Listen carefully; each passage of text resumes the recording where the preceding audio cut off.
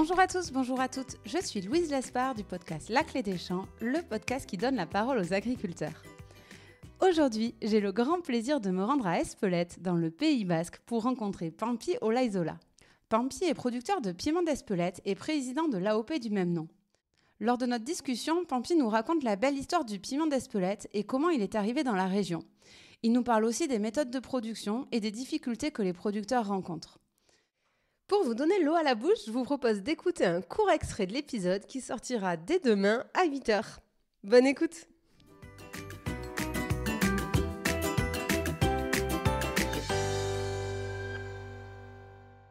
Et je pensais qu'on aborderait ce thème à la fin de l'interview, mais c'est quand même super intéressant le thème des cahiers des charges AOP, parce qu'en fait, quand il est construit effectivement dans les années 2000, ça demande d'avoir un peu de vision sur comment l'agriculture va évoluer pour qu'aujourd'hui, en 2024, vous ne soyez pas coincés.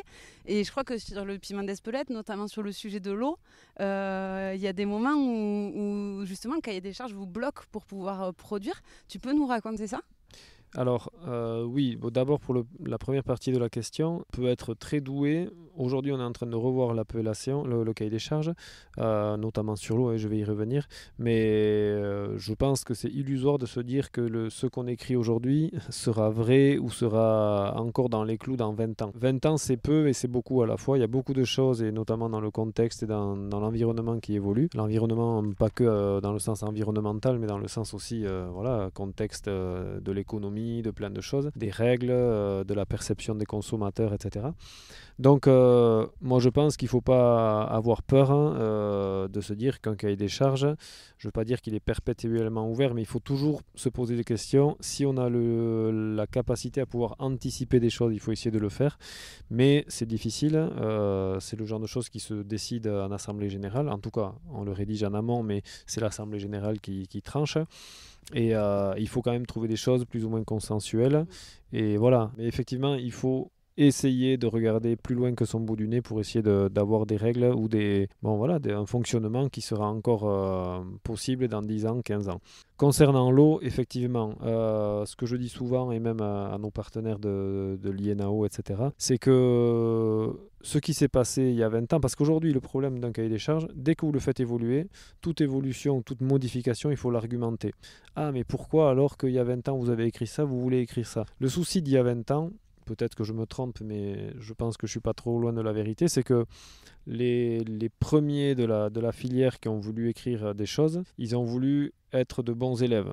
Ils étaient un peu novices dans ce monde-là, comme je l'ai dit tout à l'heure, et ils ont voulu faire mieux que bien. C'est-à-dire que dans ce pays, effectivement, il y a un taux d'humidité assez important, il pleut assez régulièrement.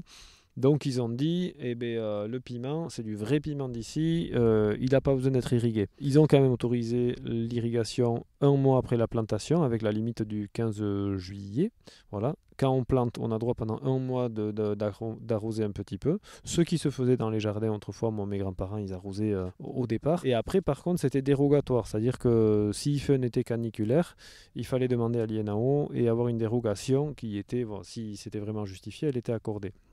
Donc ça c'était pour faire mieux que bien. Il y a d'autres AOP, l'oignon des Cévennes, dans les Cévennes il ne pleut pas beaucoup et pourtant l'oignon des Cévennes, l'irrigation est autorisée. Donc il y a des choses qui sont un peu contradictoires. Ce que je veux dire c'est que c'est pas parce que un animal, un troupeau de brebis, s'il ne pleut pas et qu'il a soif, il a quand même un abreuvoir, on lui donne de l'eau. Et le piment, ça c'est vrai pour un éleveur, mais un cultivateur, s'il voit sa plantation desséchée, son premier réflexe c'est d'aller irriguer. Donc il a fallu rectifier ça.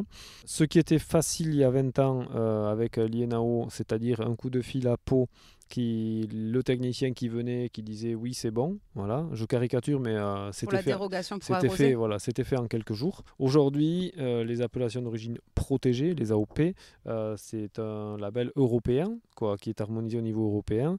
Donc de Pau, ça doit être envoyé à Paris.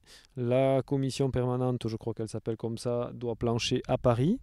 Des fois, elle se réunit 3 semaines après la demande. Donc c'est vraiment problématique. Et le ministère, après, envoie ça à Bruxelles pour que ce soit validé à Bruxelles et notifié. Et à ce moment-là, c'est officiel, on a le droit d'arroser.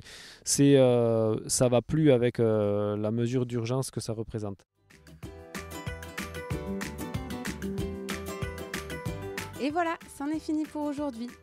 Vous souhaitez aller plus loin dans la découverte de l'agriculture ? Si vous êtes dans une entreprise qui travaille au contact du monde agricole, sachez que la Clé des Champs propose des formations à cet effet. Plus d'informations et inscriptions sur www.laclédeschamps-podcast.fr. Et avant de partir, dernière chose, si le podcast vous plaît, n'hésitez pas à lui mettre une note 5 étoiles ou à en parler autour de vous. Ça m'aide énormément à faire connaître le podcast. Merci beaucoup et je vous dis à très très vite.